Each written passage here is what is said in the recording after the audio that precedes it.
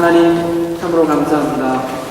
오늘도 저희들을 주님 예배하는 자리로 불러주시고 이렇듯 대강절을 또한 맞아 주님 오심을, 예수님 오심을 또한 기념하고 기뻐하고 되새길 수 있도록 은혜를 내려주시는 것 감사드립니다. 하나님, 이 시간 하나님 말씀을 듣습니다. 그 말씀 속에 하나님이 어떠한 분이신가, 우리 구주께서 어떠한 분이신가, 우리가 어떠한 이들로 부름받았는가, 이러한 사실들을 다시금 확인하고 주의 백성답게 하나님 바르게 섬기고 바르게 이 땅에 신앙생활하는 우리 중앙가족들 되도록 주님께서, 성령께서 은혜를 주시기를 원합니다. 감사드리며 존귀하신 예수 그리스도의 이름으로 기도드립니다. 우리가 지난 시간에는 우리 예수님께서 어떤 왕으로 이 땅 가운데 오셨는가 살펴봤습니다. 자기 백성을 죄에서 구원하러 오신 은혜의 왕국의 왕 뿐만 아니라 만왕의 왕으로 주님께서 오셔서 우리들을 죄의 그 세력, 죄의 그 지배에서 구원하셔서 은혜의 왕국으로 우리를 옮기셨다. 이런 내용들을 함께 나누었습니다. 우리가 하나님의 나라, 그 은혜의 왕국에 부름받고 그 나라의 백성이 되었다는 것은 이제 그 나라의 질서와 하나님의 통치 가운데 살아감을 뜻한다. 그 나라는 참으로 은혜로운 나라라. 하나님의 의와 긍휼과 자비로 은혜로 다스려진다. 이런 내용들을 함께 나눴습니다. 오늘 말씀은 지난 시간 함께 말씀 나누었던 마태복음 20장 28절의 병행 구절이 마가복음 10장 45절 말씀을 통해서 보다 좀 구체적으로 예수님께서 어떤 분으로 오셔서 어떤 일들을 구체적으로 행하시는가, 이 사실들을 좀 더 구체적으로 살펴보려고 합니다. 오늘 본문을 통해서 보시면 예수님께서 자신을 가리켜서 인자라 이렇게 말씀하십니다. 인자라는 말은 사람의 아들이라는 그런 뜻입니다. 번역을 하면 사람의 아들. 이 본문에 이 인자라는 말에 대하여서 사람들의 많은 해석들이 있었는데 몇 가지 오해가 있었습니다. 그 중에 두 가지 소개를 하면, 첫 번째, 이 인자라는 예수님이 스스로를 가리켜 말씀하신 이 단어의 뜻을 오해한 것 중에 첫 번째 하나가, 인자라는 징호는 예수님의 어떤 인성을 강조하고 또 하나님의 아들이라는 징호는 예수님의 그 신성을 강조하는 것이다. 이렇게 교회사 속에서 해석한 일들이 있었습니다. 근데 최근에 어떤 연구 결과들에 의하면 이런 식의 이해는 히브리 사람들, 히브리 말의 어떤 그 사용, 그 수거에 대해서 서구적 사람들이, 서구의 사람들, 히랍의 사람들이 잘 이해하지 못한 것이다. 이런 결론이 있습니다. 두 번째로는 그 인자라는 칭호가 유대 문헌들에서 또 유대 특별히 묵시 문학들 가운데에서 메시아에 대한 어떤 칭호였다. 이렇게 이해하는 것입니다. 그런데 문제는 메시아, 인자라는 말이 메시아라는 의미를 가진 칭호로서 사용된 적이 없다는 사실입니다. 유대 문서에서 사람의 아들이라는 말이 종종 등장하는데 문제는 그 인자라는 말 자체가 어떤 칭호로서는 사용된 적이 없다는 말입니다.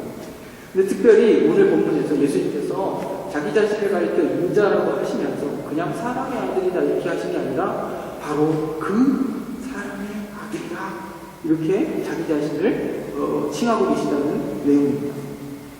예수님을 향한 어떤 특별한 칭호로서 지금 사용되고 있다는 것이죠. 뭐 독일어 성경 보면 They are mentioned, 그 사람의 아들.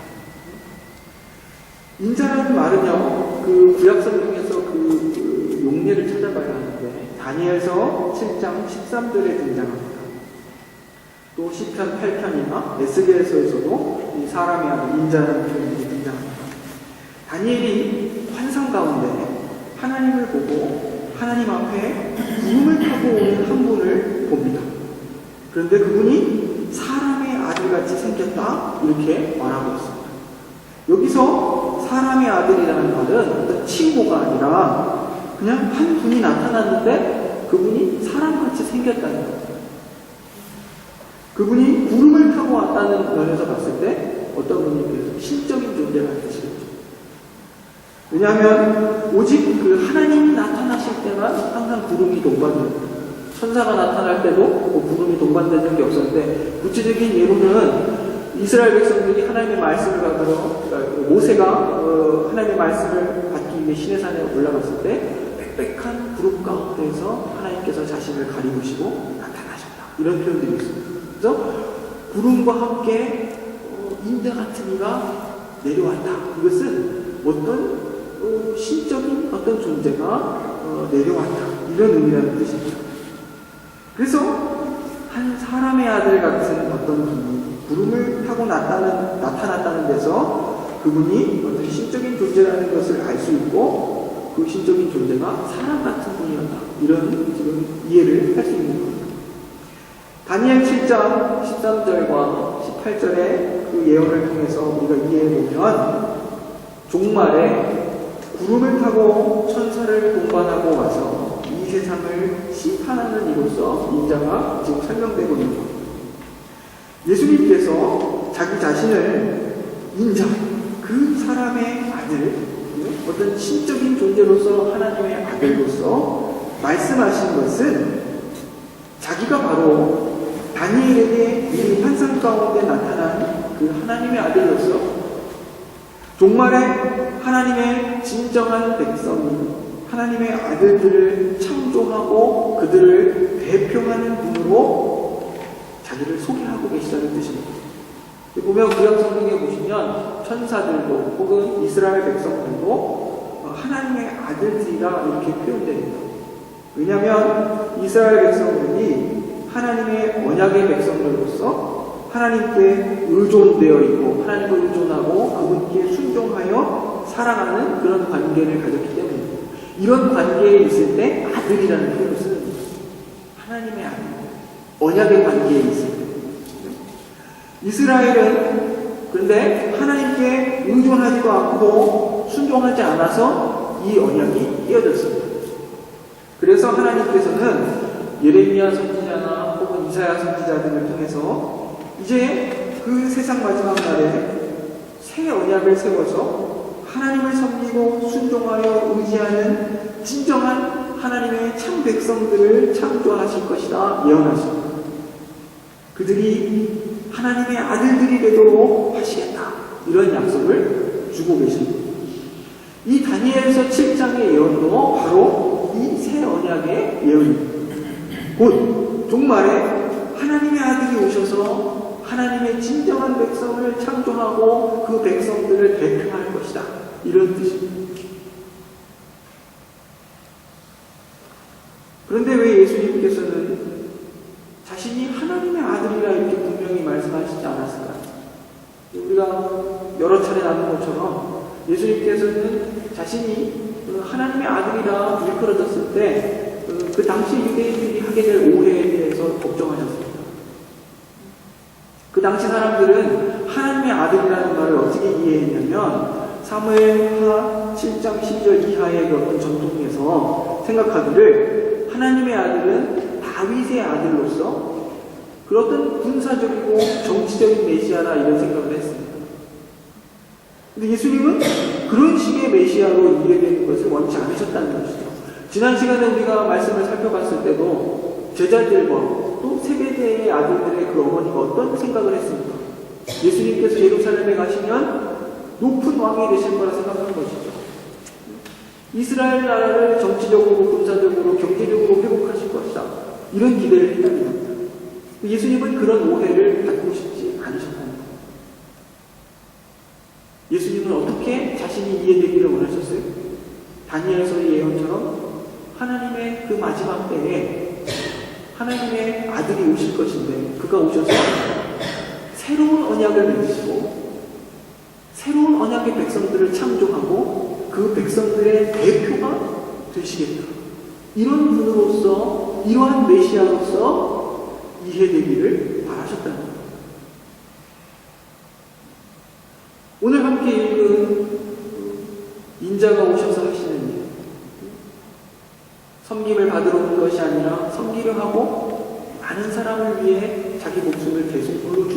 중요한 인자.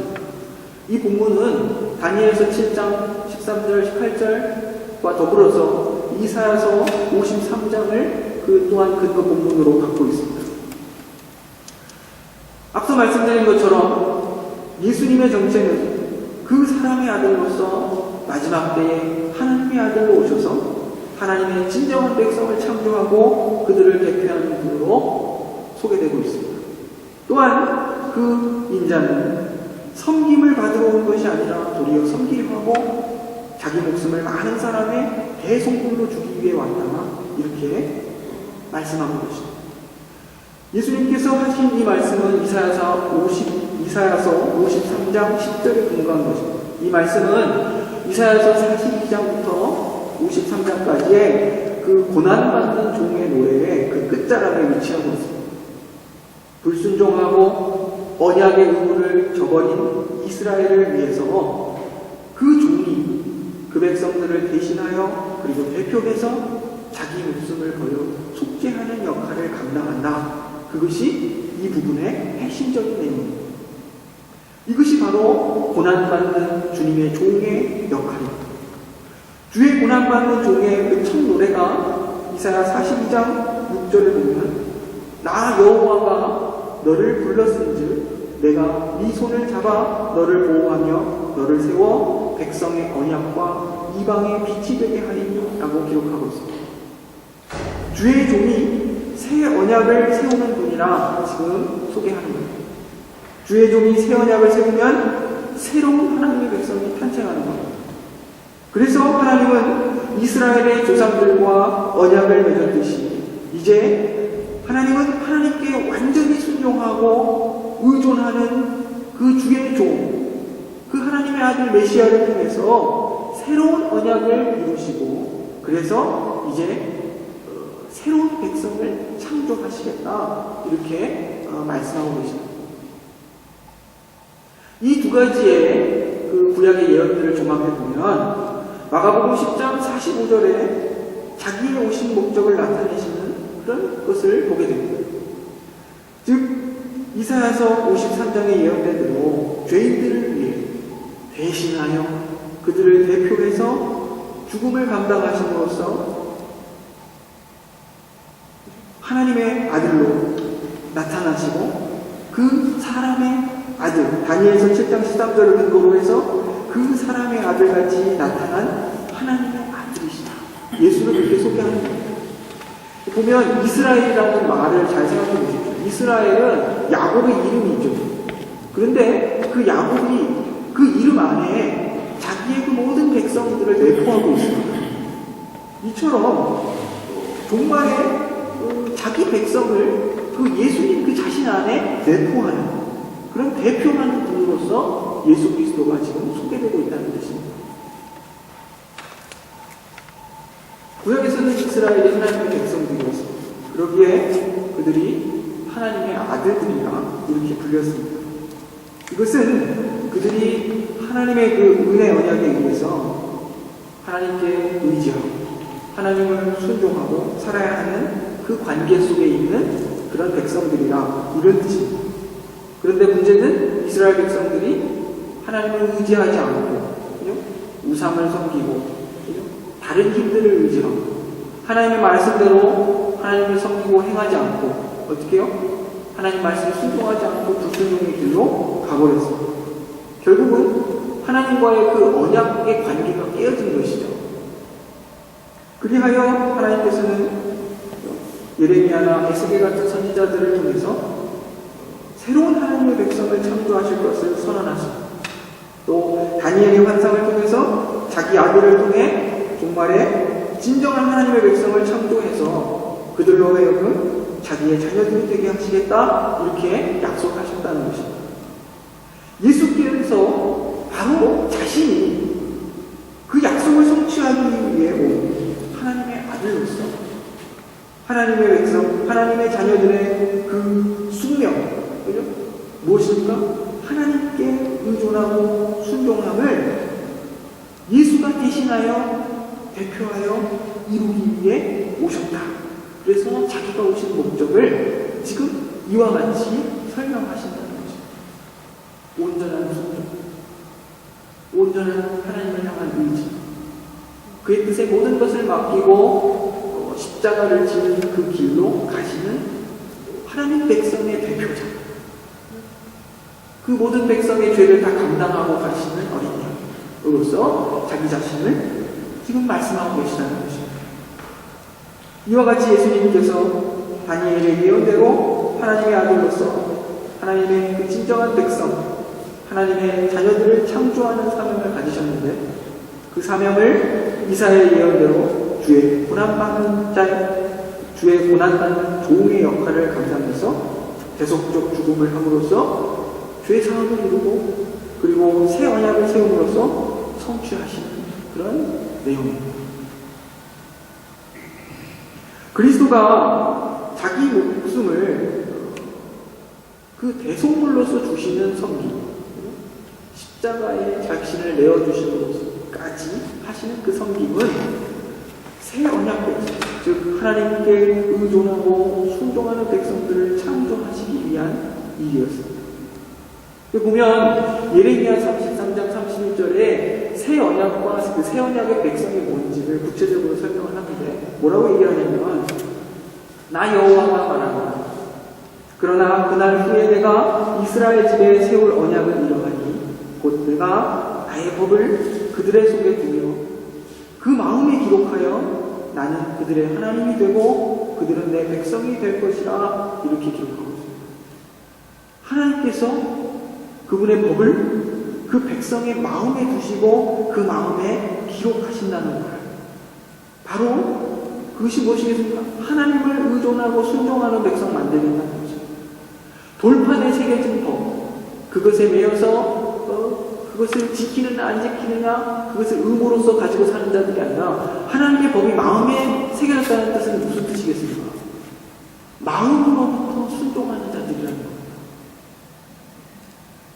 법이 무서워서 혹은 그 의무에 짓눌려서 그 일들을 행하는 것이 아니라, 하나님이 그 하나님의 법을 마음에 새기고 그 마음에 두셨다는 것은 마음으로부터 순종하는 어떤 자발적인 어떤 하나님을 향한 의존과 순종이 그 마음으로부터 우러나서 하게 되는 그런 백성이 되었다는 겁니다. 이것이 예수 그리스도가 오셔서 만드신 새 백성들의 모습입니다.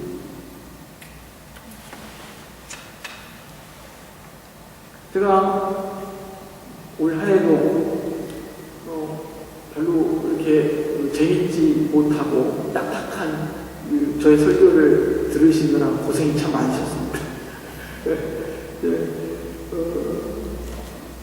저의 노력이 더 필요하겠지만 그래도 제 입장에서 최선을 다하고 있습니다. 왜냐하면 성경에 있는 이야기를 하기 위해서 굉장히 애씁니다. 다른 것보다도 여러분들께서 그 부분에 더 집중하실 수 있기를 바라는 마음으로 아마 1년 정도 들으셨으면 좀 이제 적응이 되시지 않으셨을까 이런 생각도 해봅니다. 오늘 이렇게 장황한 구약 본문 두 가지를 근거를 확인한 이유가 있습니다. 하나님께 의존하고 순종하는 새 백성, 이걸 꼭 기억하시기 바랍니다. 예수님께서 그 오신 목적을 이루심으로써 우리가 그러한 백성이 되었습니다. 종처럼 하나님이 무서워서 혹은 큰 어떤 짐을 지는 자처럼 그렇게 하나님을 의존하고 순종하는 자들이 아니라 하나님의 법이 마음에 새겨진 자들. 뭐라 설명할 수 없지만, 내가 한 것이 아니기 때문에 뭘 증명할 수 없지만, 하나님께서 우리 마음에 하나님의 법을 두셨습니다. 기쁨으로 그렇게 살아야 하는 것을 당연히 여기고, 하나님의 의지에 사는 것이 당연한 것이면 아닌 그런 자들로 우리를 세우셨다는 것입니다.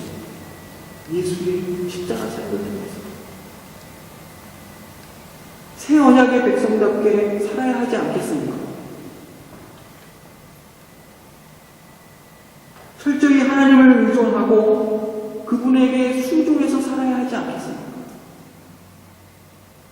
하나님의 법을 마음에 새긴 자들답게 기꺼이 그 법을 쫓아 살고 그러한 삶을 통해서 하나님의 영광을 나타내야 하지 않겠습니까?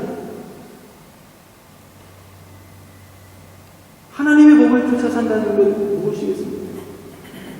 우리가 1년 내내 반복해서 들은 내용이에요. 그 대표적인 예가 에베소서 5장 19절 이하에 있습니다. 주께 노래하고 찬송하며 범사에 우리 주 예수의 이름으로 하나님 아버지께 감사하며 그리스도를 경외함으로 피차 복종하라. 찬송하고 감사하고 그리스도를 경외함으로 피차 복종하라. 그리스도를 경외한다 생각해 보셨습니까? 예수님 경외합니다. 내가 존경의 마음을 갖고 있습니다. 보다 구체적으로 이해하셔야 됩니다. 그리스도를 경외함으로 피차 복종하라는 뜻은 예수께서 오신 목적을 분명히 알고 그가 걸어가신 십자가의 길과 부활의 사역들을 분명히 알아서 하나님께서 예수를 통해 나타내신 그 의와 은혜, 긍휼, 사랑, 그 은혜의 왕국의 그 어떤 성격, 그것들을 다 알아서 어떻게 하는 건가? 피차 복종하는 삶을 살아가는 것입니다. 나는 예수님을 인정합니다. 말로 하는 것이 아니라 예수 그리스도께서 그 은혜의 왕국을 그분의 방식으로 통치하고 다스리신다는 것을 진정 인정하라는 거예요. 그분께 순종하여 사는 방식, 그 구체적인 내용이 피차 복종하여 사는 것입니다. 예수가 오셔서 섬김 받으러 오신 것이 아니라 섬기러 오신 건 아니에요. 자기 목숨을 대속물로 내어주시기 위해 오신 것 아니에요. 그것이 우리가 믿는 기독교의 어떤 핵심적 내용이요, 하나님께서 우리에게 요구하시는 그 나라의 질서의 그 내용이에요.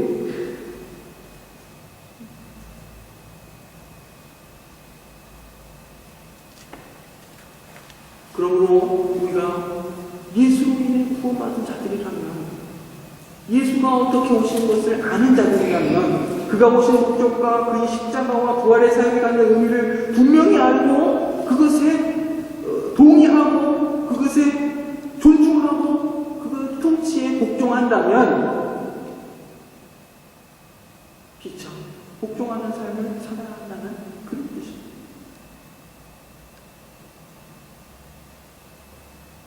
에베소서에서 바울은 그 예를 부부의 관계로서 주님과 교회의 관계를 설명합니다. 참 좋은 예라고 생각이 됩니다. 인간관계에 있어서 가장 우선시되는 어떤 관계, 가장 기초되는 관계 뭐라고 생각하죠? 혈연 관계입니다. 그 혈연의 관계는 조건 없는 희생과 책임, 모든 것이 거기에 포함되어 있습니다. 그런데 부부의 관계를 예를 들고 있습니다. 낭이 모여서 만나죠. 낭이. 그런데 그 관계가 혈연 관계보다도 더 큰 희생과 책임과 의무로서 결속될 수 있는 것이죠.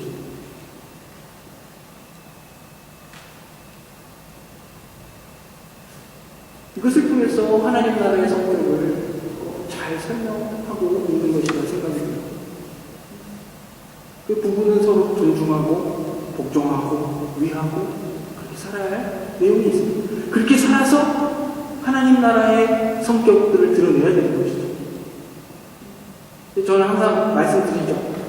막 하나도 싸우지도 않고 하나도 서로 반대하지도 않고 그냥 예예예 그러고 살아가는 그런 얘기를 드리는 게 아니에요.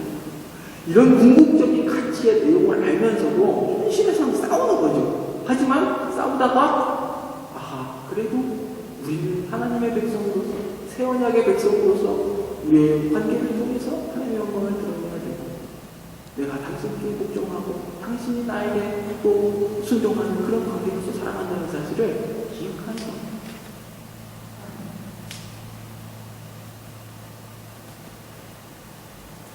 제가 한 가지 주중에 그런 예를 들었습니다. 카투사에서 군복무를 하셨던 어떤 분의 이야기를 들었습니다. 보면 이분들이 체력 단련을 위해서 정기적으로 구보를 한대요. 근데 그 구보가 어려운가 봐요. 긴 거리를 이렇게 제한된 시간 안에 이렇게 달려야 하는, 그래서 그 체력 검정 자체를 되게 힘들어한다는 것이죠. 근데 그 부대에서 그 체력 검정 하면서 가장 체력이 좋은 사람이 누구냐면 지휘관이에요. 지휘관은 막 자기 부대원들 동료에서 앞에서도 끌고 또 막 뒤처지는 사람들 뒤에서 같이 또 뛰고 막 왔다 갔다 하면서 뒤에서 또 저기까지 막 가자 막 격려하고 동료에서 데려간다는 것이죠.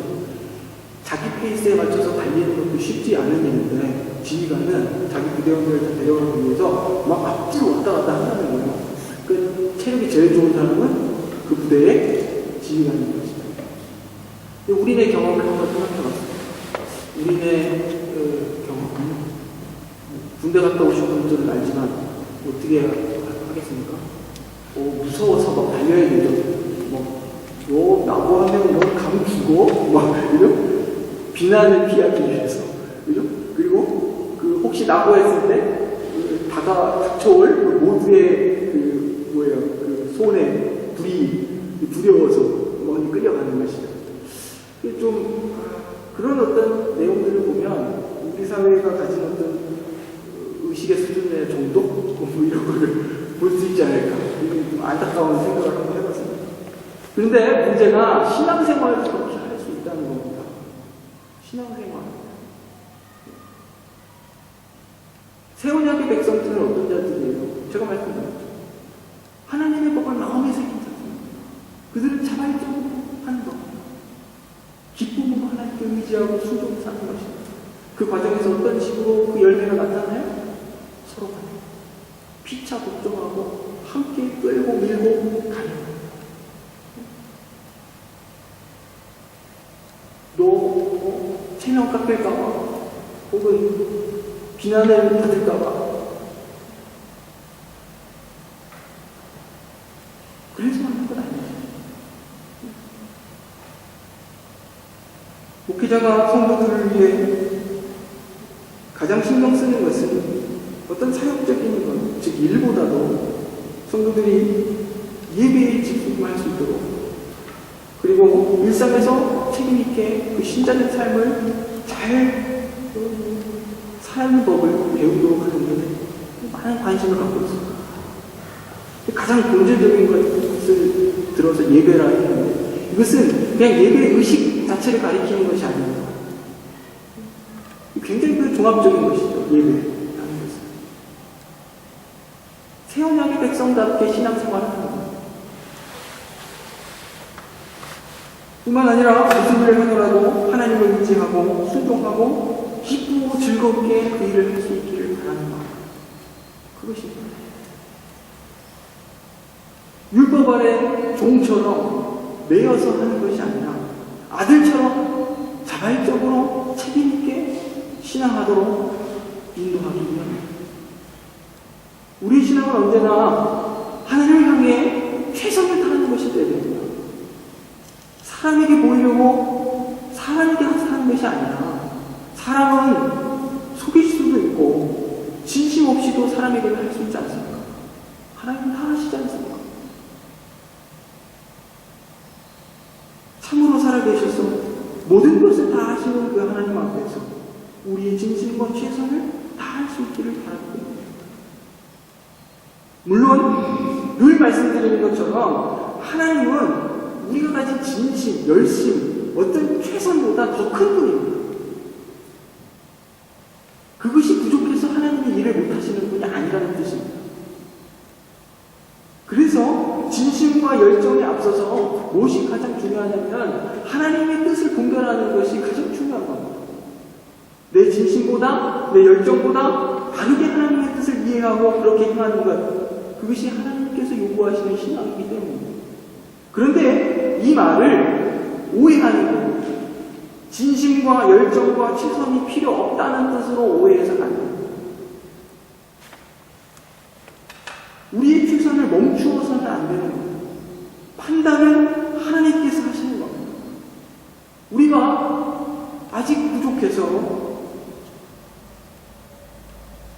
실수를 할 수도 있고 잘못 판단할 수도 있고 또 그 일들을 힘들어하고 부담스럽게 여길 때도 있지만 우리의 최선을 멈추어서는 안 돼요. 왜요? 그 모든 판단을 하나님이 하시는 것이기 때문에 우리 각자의 삶을 하나님 앞에서 진실하게 최선을 다해서 살아가는 것입니다. 그러므로 형제를 향해 판단해서는 안 됩니다. 단지 우리의 할 일을, 우리를 뭐예요? 서로 격려하고 함께 가는 것. 각자의 그 신앙의 그 가는 그 정도가 다 다른 것이다.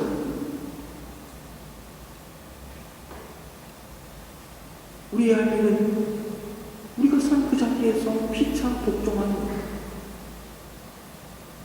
그리고 이를 위해 함께 진심을 다하고 삶을 나누고 최선을 다할 수 있는 분위기를, 그 환경을 함께 만들어가는 것, 그것이 중요합니다. 우리는 새 언약의 백성들로서 더 이상 돌판에 새겨진 율법을 억지로 지켜 사는 자들이 아닙니다.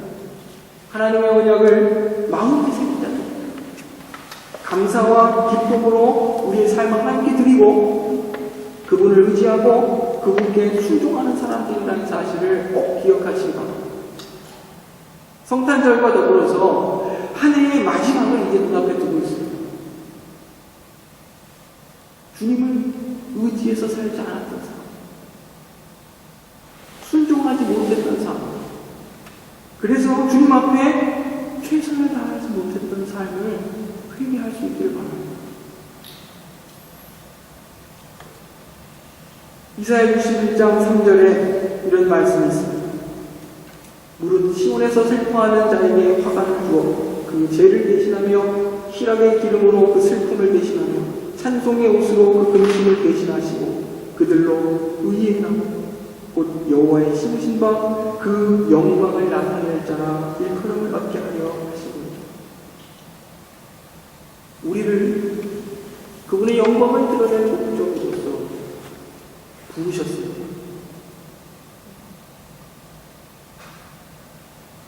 이 사실들을 잘 기억하시고, 이것이 바로 하나님의 우리를 향한 기대고 그분께서 친히 우리를 통해 이루실 목적과 내용입니다.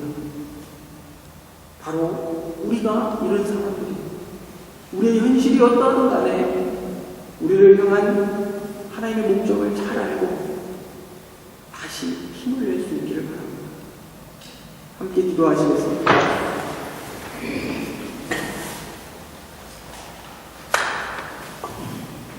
언제나 하나님에 대해 반역적이고 자기 자랑으로 가득한 우리의 죄된 마음을 성령의 그 역사로 새롭게 해주시고, 우리 마음에 당신의 법을 두시고 우리 마음에 당신의 법을 새겨주심을 감사드립니다. 이 모든 일이 우리 주 예수 그리스도의 대속의 사역을 통해 성취되었음을 고백하고 감사드립니다. 하나님의 법을 마음에 새겨 사는 자들로서 진정한 하나님 백성답게 하나님을 의존하고 순종하여 사는 당신의 자녀들 되기를 원합니다. 부지런히 그리고 기꺼이 주를 향한 찬송과 감사 안에서 주의 말씀에 순종하여 사는 자들 되게 하옵소서. 예수님의 이름으로 기도드립니다.